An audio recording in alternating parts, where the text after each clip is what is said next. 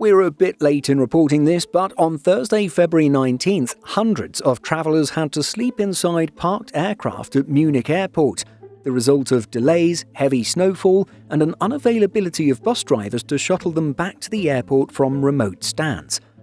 According to The Independent, some 500 travellers had to spend the night like this after 6 late-night flight cancellations.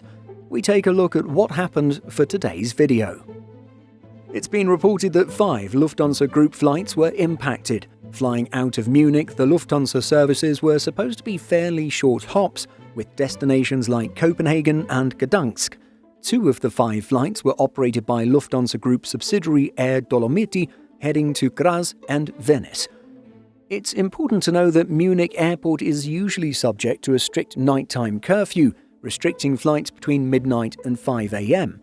On Thursday, February 19th, however, the airport extended takeoff permission to 1 a.m. to clear departures delayed by the weather, as approved by the Ministry of Transport. Unfortunately, this was not enough to get all of the flights off the ground. A spokesperson for Munich Airport issued the following statement.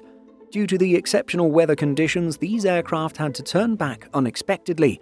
The reason for this was that heavy, wet snowfall led to longer than average de-icing times and the need to close the runways at short notice for snow clearance. As a result, the affected aircraft were unable to meet the 1 a.m. deadline.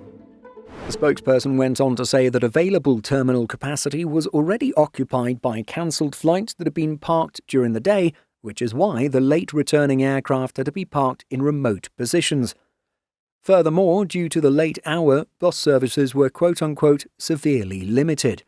In the case of Lufthansa flight LH2446, a passenger told the media that they had been informed by the crew that, quote, all bus drivers had already gone home and that they were not allowed to leave the plane.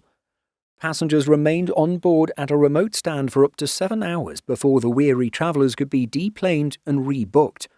Munich Airport says that it is or was working with partners to, quote, fully clarify the situation and implement immediate process improvements.